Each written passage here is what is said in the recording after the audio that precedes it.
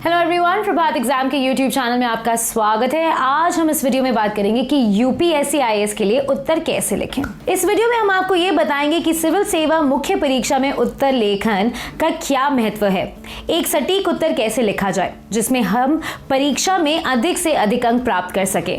यहाँ हम जो भी युक्तियां या निर्देश दे रहे हैं वो सब इस परीक्षा में टॉपर रहे अभ्यर्थियों, शिक्षकों व वरिष्ठ सेवाओं में रहे अधिकारियों के अनुभव के अनुसार हैं। प्रारंभ में अभ्यर्थी निबंध लेखन में सहज नहीं होते हैं, इसी के कारण अपने प्रयास में असफल भी हो जाते हैं। इस पेपर के लिए ये आवश्यक है कि हमें निबंध लिखते समय विषय से संबंधित उपयुक्त जानकारी व विश्लेषण देना है। इसलिए निबंध लेखन समय क्या होना चाहिए और क्या नहीं होना चाहिए ये जानना जरूरी है। निबंध के महत्व को देखते हुए हमें निबंध प्रमुख अंक जैसे निबंध के विषयों का परिचय, उसका निष्कर्ष, विचारों का प्रवाह तथा उदाहरणों पर विशेष ध्यान देना चाहिए। इसके लिए आप निबंध लेखन अभ्यास कर सकते हैं। उदाहरण के लिए एक अच्छा निबंध लिखते समय हमें निम्न बातों का ध्यान रखना होता है। निबंध की शुरुआत से परिचय के ठीक बाद से हमें उस विषय पर अपना स्टैंड स्पष्ट करना चाहिए। निबंध में जितना संभव हो सके विषय से जुड़े आयामों को कवर करना चाहिए और प्रति अनुच्छेद के लिए आपके पास एक उचित विचार होना चाहिए। निबंध में दिए जाने वाले विचार, उदाहरण व विश्लेषण जितना संभव हो उतने आसान होने चाहिए। मतलब ये कि बच्चे भी आपके निबंध को समझ सकें। अधिकतर उम्मीदवारों के निबंधों में आवश्यकता से अधिक व असंगत स्पष्टीकरण होने के कारण वो उसको जटिल बना देते हैं, जो कभी भी अच्छे अंक नहीं देता है। उत्तर लेखन के विभिन्न चरण।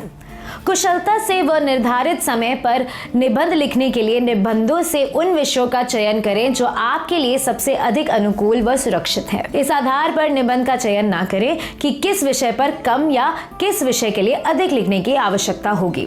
आपके निबंध में आपके स्टैंड का समर्थन करने वाले तर्क होने चाहिए। इसमें आपके स्टैंड के खिलाफ कुछ आलोचनाएं शामिल हों, कुछ सकारात्मक तथा आशावादी तरीके तथा चीजें कैसे बेहतर हो सकती हैं इत्यादि का उल्लेख होना चाहिए। प्रारंभिक परीक्षा के लिए उत्तर लेखन। कई अभ्यर्थी सिविल सेवा प्रारंभिक परीक्षा के महत्व को नहीं समझते हैं और अपनी क्षमता और प्राथमिकताओं की उपेक्षा करते हैं। इसका कारण ये है कि प्रीलिम्स के अंक मेरिट में नहीं जुड़ते हैं, किंतु ये उपेक्षा एक बहुत ही गंभीर गलती साबित हो सकती है। ऐसा कई बार हुआ है कि कई टॉपर्स केवल 2 से 3 अंक के मार्जिन के साथ प्रीलिम्स परीक्षा पास कर सके। अभ्यर्थियों को ये सलाह दी जाती है कि सिविल सेवा प्रीलिम्स के प्रश्न पत्रों में सर्वप्रथम उन प्रश्नों को चिन्हित करना चाहिए जिनमें आप 100% निश्चित हैं। प्रश्न पत्र के दूसरे दौर में उन प्रश्नों का प्रयास करने की कोशिश करनी चाहिए जिसमें आप दिए गए विकल्पों में 2 विकल्पों को हटाकर बाकी के 2 विकल्प उत्तर के लिए निर्धारित कर सकें। इस रणनीति के साथ कई उम्मीदवारों ने प्रारंभिक परीक्षा में अच्छे अंक अर्जित कर सफलता प्राप्त की है। मुख्य परीक्षा के लिए उत्तर लेखन। यहाँ हम यूपीएससी के उन टॉपर्स द्वारा सुझाई गई तकनीक के बारे में चर्चा करेंगे जिन्होंने सिविल सेवा परीक्षा के 3 चरणों में सफलता प्राप्त की है।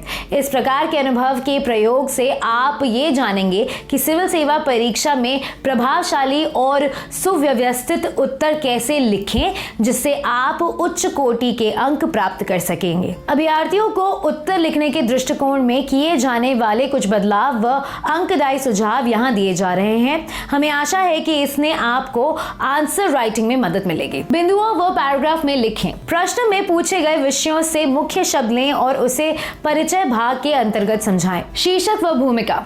उत्तर के प्रारंभ में ऐसे वाक्यों का प्रयोग करना चाहिए जो भूमिका की आवश्यकता को पूर्ण कर दे। प्रश्न यदि किसी मुद्दे पर आधारित है तो कुछ पंक्तियों में उसका निष्कर्ष भी लिखा जा सकता है, लेकिन ये ध्यान रहे कि तथ्यात्मक प्रश्नों के लिए किसी विशेष निष्कर्ष की आवश्यकता नहीं होती है। ये भी ध्यान दें कि आपके उत्तरों में जानकारी पॉइंट्स तक सीमित नहीं होनी चाहिए, बल्कि हेडिंग्स का भी प्रयोग करना चाहिए। विषयों व टॉपिकों के उत्तर देते समय शीर्षकों के उपयोग से आप अपने उत्तरों को अलग अलग भागों से मुख्य व्यवस्थित रूप से दे सकते हैं। यदि किसी प्रश्न के उत्तर के लिए ये अलग अलग तथ्यों व बिंदुओं को रखना आवश्यक है तो उसके लिए आप बिंदुओं का प्रयोग अवश्य कर सकते हैं।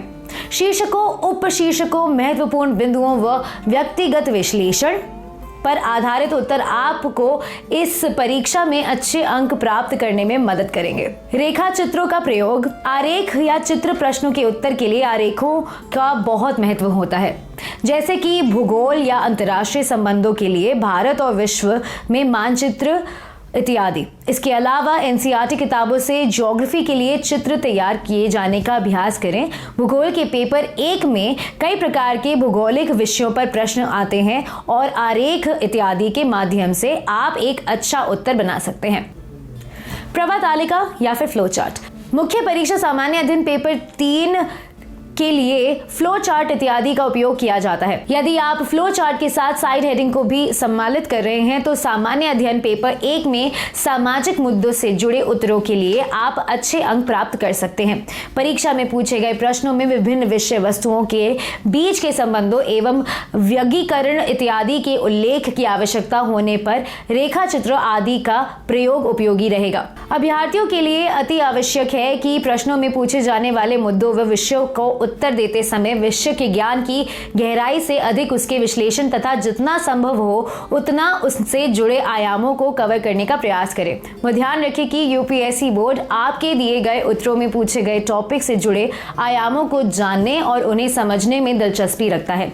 वहीं दूसरी तरफ ऐसा भी मानते हैं कि आवश्यकता से अधिक गहन विद्वानों जैसे बहुत बड़े बड़े उत्तर सिविल सेवा परीक्षा की कसौटी के अनुकूल नहीं होते हैं। जीएस या करंट अफेयर्स की तैयारी के दौरान उत्तर लिखने के लिए इसी तरीके को अपनाना चाहिए। इसी प्रकार खुद को प्रशिक्षण देने से आप परीक्षा के दिन सभी आवश्यक आरोप, प्रवाह चार्ट, साइड हेडिंग इत्यादि का प्रयोग करने में सहज होंगे और इसकी रूपरेखा बनाने में भी अधिक समय नहीं लगेगा। जीएस में आपने जितने सवाल हो सकते हैं उतने प्रश्नों के उत्तर देने की कोशिश करनी चाहिए। जब तक आप पूरी तरह से किसी प्रश्न के बारे में समझ ना लें तब तक कोई प्रश्न नहीं छोड़ना चाहिए। किसी भी प्रश्न को तभी छोड़ें जब आप ये अनुमान ना लगा सके कि क्या पूछा गया है और इसके लिए उपयुक्त उत्तर क्या होगा। परीक्षा में समय प्रबंधन का महत्व और आवश्यक टिप्स। परीक्षा देते समय पहले 2 से 3 मिनट के समय में प्रश्न पत्र पर एक नजर डालें और उन प्रश्नों का चयन करें जो आपको सरल लगे। पहले चरण में तकरीबन 10 प्रश्न या अधिक और उनसे पहले प्रयास कर हल करें। दूसरे चरण में उन प्रश्नों के लिए प्रयास करें जिनके उत्तर समझने के लिए आपको थोड़ा और समय या अनुमान की आवश्यकता हो। जीएस का एथिक्स पेपर आमतौर पर बहुत लंबा होता है और कई अभ्यर्थी इस समय के भीतर हल करने की सक्षम नहीं हो पाते हैं। अच्छे अंक और रैंक प्राप्त करने के लिए आपको अधिक से अधिक परीक्षण और समय सीमा के साथ अभ्यास करके अपनी गति में सुधार करना होगा। यदि रखने योग्य महत्वपूर्ण बिंदु अपने उत्तरों में लिखे गए महत्वपूर्ण वाक्यों या शब्दों को उचित रूप से रेखांकित करें। परीक्षा में केवल नीले और काले पेन का प्रयोग करते हुए नीले कलम से उत्तर लिखें तथा काले पेन से महत्वपूर्ण भागों को रेखांकित करने का कार्य करें। Hand writing. यदि आपकी लिखावट जितनी सुंदर होगी उतनी अतिरिक्त अंक आप अर्जित करेंगे। उत्तरों के लिए लिखे गए पैराग्राफ के बीच उचित जगह रख जिससे पैराग्राफ का अंतर साफ साफ समझ में आए। उत्तर पुस्तिका को साफ सुथरा रख ताकि ओवर राइटिंग से काटापीटी से बच सके। तो ये तो थे कुछ टिप्स। आई होप ये आपके लिए थोड़े हेल्पफुल होंगे। ऐसी कई और वीडियोस के लिए देखते रहिए प्रभात एग्जाम का यूट्यूब चैनल और इस चैनल को सब्सक्राइब करना भी मत भूलिएगा। Thanks for watching.